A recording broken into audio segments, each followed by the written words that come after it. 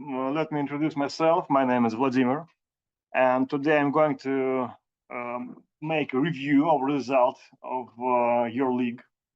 You spent 2 days with the synthetic oil field, and during these 2 days, your teams did a lot of work. You were developing a synthetic field, right? I'm sure this activity was exciting for you. You drilled wells, side tracks, performed hydraulic fracturing, changed production injection rates, and all these actions affected your position in the tournament table.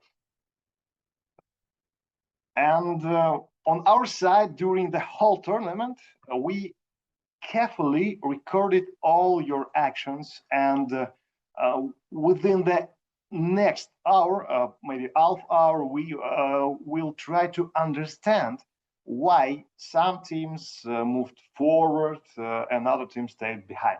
So, but before, let me say that in advance, this is not a reason to be upset. I'm sure that the most of you, this was the first experience with Petrocat. Take this result as opportunity to understand where your weak or strong sides, and during the next year you can improve your skills and come back next year better prepared. So let's look at our tournament table. I would like to start from the bottom part of the table and explain what it does it mean, words NFA, booster, reference. Basically, there is 3 different scenarios. NFA, it is no further activities. It is scenario where the team doesn't do something, doesn't perform any actions, and just press the shoot button. Its value is taken as 0. It's just like a starting point for other scenarios. What is booster? This is scenario where the team drill the most sweet and obvious spots, increases production rates to the maximum, but doesn't do any analysis of well performance or optimization. And basically, it's an attempt to maximize production in the simplest way. And the reference, I believe you already know about it, is a scenario that provides the maximum possible results on the digital field. Basically, it's an unreachable level for those who see this asset the first time only. So now let's look at the result of the teams. Teams Cairo University and University of Gazdi Merba performed actions that made the initial field development condition worse than even like in a FA. And as a result, unfortunately, they reach a negative delta NPV. And we're gonna try to understand the reason later when we'll go through the activities. So let's go next. The 6th place is Burzigalian team. It's Arabian Academy of the Science. The 5th team is American University Cairo in Egypt with 15 scores. The 4th place is British University in Egypt with 17 points. The 3rd place is University of Lagos with 20 points. And I want to note that after the first shot, this team was in the 6th place, but they didn't give up and finally took the 3rd place. The 2nd place is Suez University with 21 points, and the 1st place is Prime Bot. Let me switch the slide. Yes, the Prime Bot with 49 points. And finally, I want to remind all teams, sometimes during the tournament, your score may be low and your expectation doesn't match with what you see on the table. But remember, everything can change during the game. Sometimes the team that was last after the first shot can race to the first place in the end. But never, just remember, never give up. So let's try to understand. Let me switch the window before. Just a moment.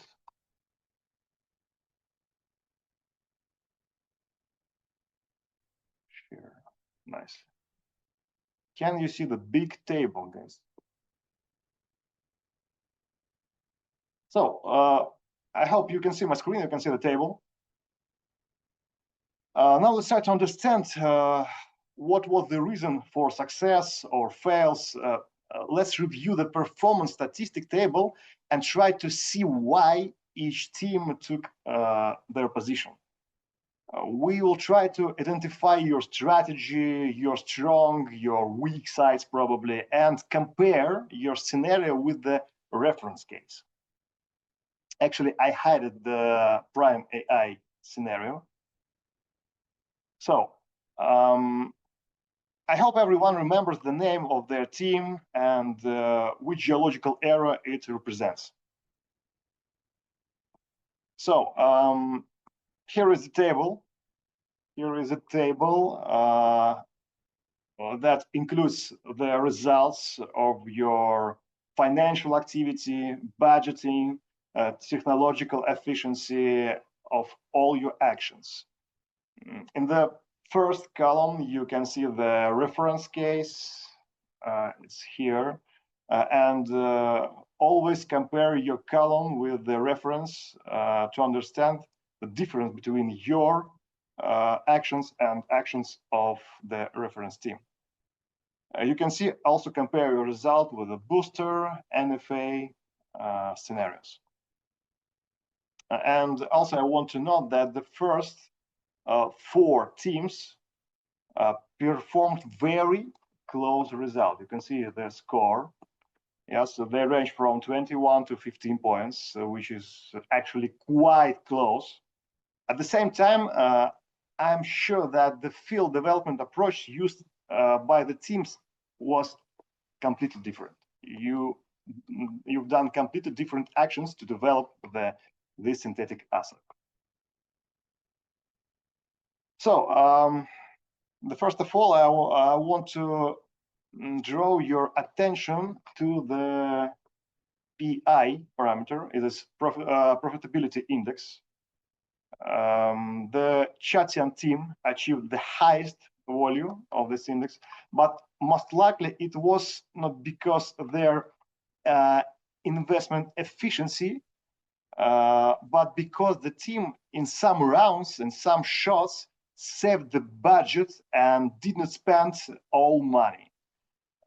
In most tournaments, you know, it's usually losing strategy because it limits the team's ability to achieve the best result. But possibly the team didn't find more effective ways to spend this money, probably. So let's look at the one of most important parameter for this asset is drilling budget. We can see that in the reference scenario, the team split 83% of the budget on drilling new wells. Here it becomes clearly why the, what is the name, Cervelian and Messinian teams ended up at the bottom of the table. They almost didn't spend money on drilling. There is 12 and 0, right? Apparently, Cervelian drilled only the injector wells, right? Injector wells, and which was clearly not enough to outperform even the base development scenario. No further activity.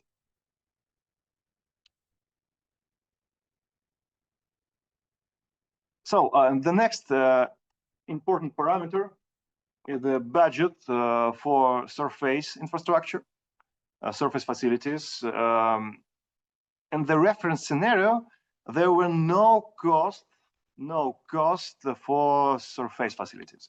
However, some of teams decided that they need to spend money for this instead of spend this money to additional drilling. And please note that the Tertullian team spent 32% of its budget for cluster construction, I see, yes. Which probably affected for their final result. And I'm sure this money could have been spent more efficiently, for example, for drilling. So let's talk about a little bit about the budget for the fracturing. All teams use this tool almost in the same way, and the difference in numbers is quite low, minimal. So what about workovers? It's really stands out is how teams spend their budget on workovers. In the reference case, spend around totally about 12% of the budget for repairing injection production wells. And many teams spend the same or even less, but how is it? The Lengian, I hope I pronounced correct. Lengian teams stand out, having spent 43% of their budget on workovers. And considering also that the team didn't invest much in well studies, we can assume that these decisions were made like how to say that, intuitively, maybe, yes, or maybe one of the team members own a well service company, right, and was finally interested in the large number of workovers. But seriously speaking, their expenses were inefficient, and it would be better to spend this money for other operations, maybe for studies or for drilling and something else. So regarding the budget for studies, for surveillance, look at this. The reference spent a bit more than 2%, but what is remarkable is that teams, the most of the teams spends even less, but these two teams who took two first places among human teams, right? They spend the mass budget for the surveillance part. And personally, honestly, I always spend a lot of money for studies as well. And I consider this information the most valuable for making right decisions, especially during the first and second shots. So let's go next.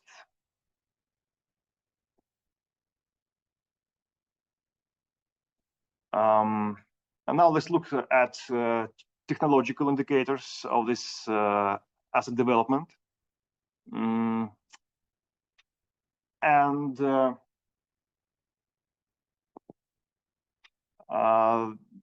in the parameter showing the ratio of produced oil for each team relative to the reference. And the teams are ranked in descending order. However, we can see that the Tertullian team is ahead that Chatian, right? Chatian team by this indicator. This means that Chatian most likely produced more oil in the early shots when the discount rate was lower. It's the reason, probably. And the cumulative oil production from the new wells arranged logically in descending order, and it's also visible that the Quantinian team was the only one that produced oil using sidetracks. And judging by the cumulative production result, I believe this helped the team take the first place among the human teams, right? We're not talking about Prime AI. It is not human team. So let's go next.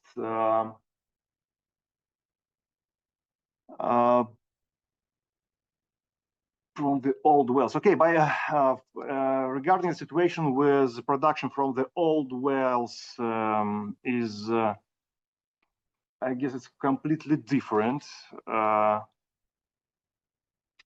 The team Burdigelian, right? Burdigelian team produced the most oil from all wells and came close to the reference result.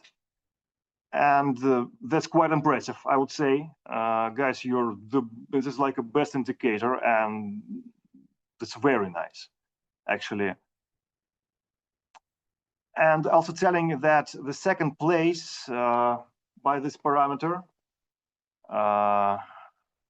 as belonged to engine team, which spent the most budget of workovers, as you remember, and apparently that was their plan. So, about the cumulative liquid production. It's surprising that the team in the second place produced the least amount of water. This probably means that their water cut was the lowest. You can see also, yes, you can see here, it's 80. It's confirmed that their water cut at the end of the session was 89%, while other teams was over 90. This may indicate that they manage to find sweet spots with their new wells. So about new channeling, there is two teams, Cervelian and Messenian. They created the least number of new chelling producers. This showed that the teams worked with the well stock very carefully, maybe even too much carefully, I'd say. Regarding formation pressure for the session, the teams maintained quite high reservoir pressure, even more than reference result. Later we will, I hope, understand whether this was caused by efficient water injection or too careful production. And but judging bottom hole pressure, which is higher than the reference, I would say. So it was partly due to the very probably careful production behavior. The teams tried not to produce too aggressively in this session. So let's go to the drilling.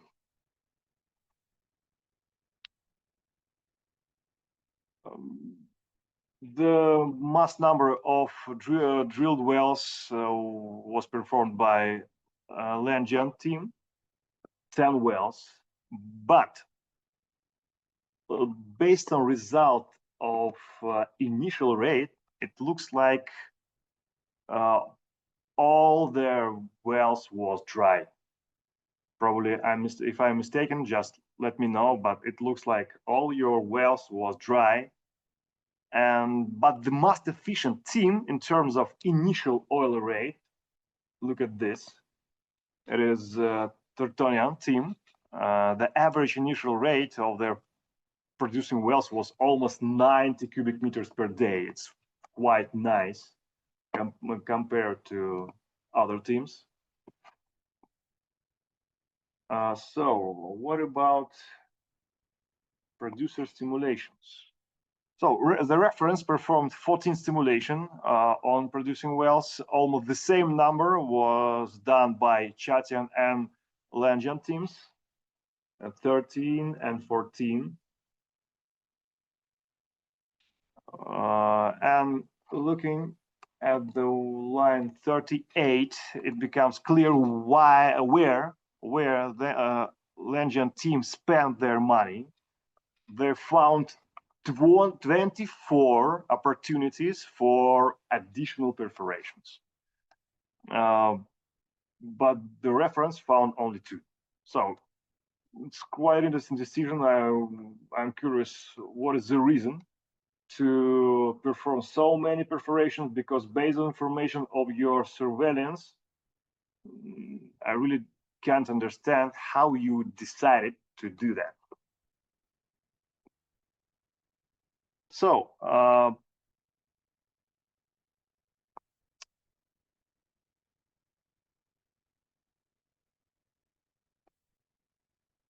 let's talk about your regimes. The line 40 shows how many times you guys changed your production rates here.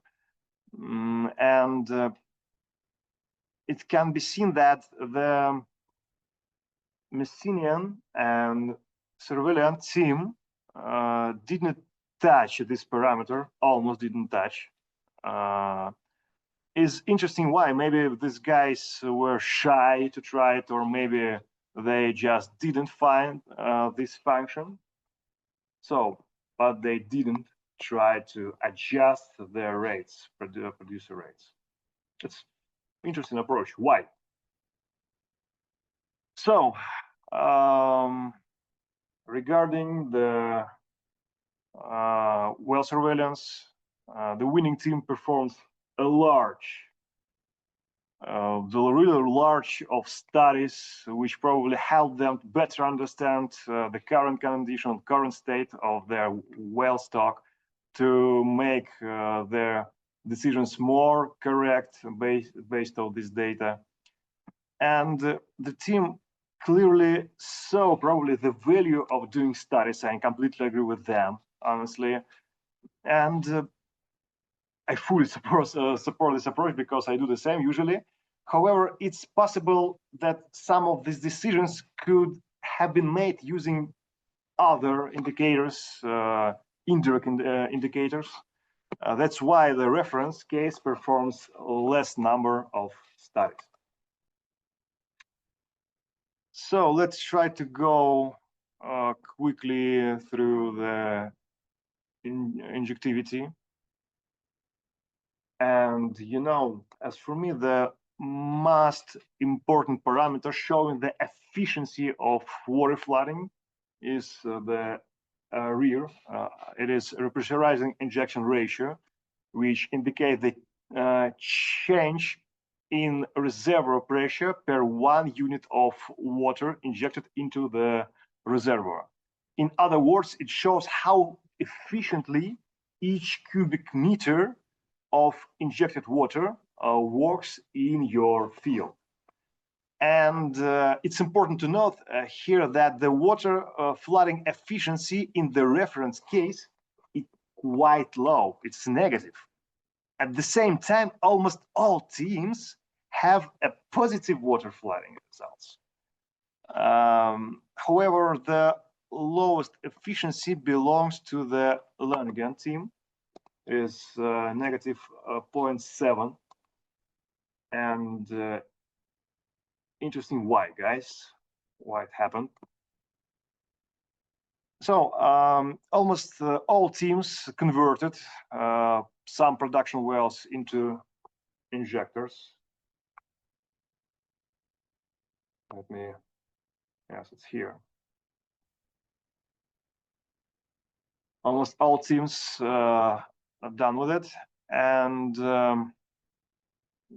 except the one team, Chatian, didn't do that. Along with the low water flooding efficiency, this showed that Chatian didn't pay much attention to the injection system. This is also visible from the a small number of mode changes in their injector wells. And regarding the studies of injector wells, almost nobody worked on this seriously. The teams that conducted the mass injection well study was again the one that took the first place.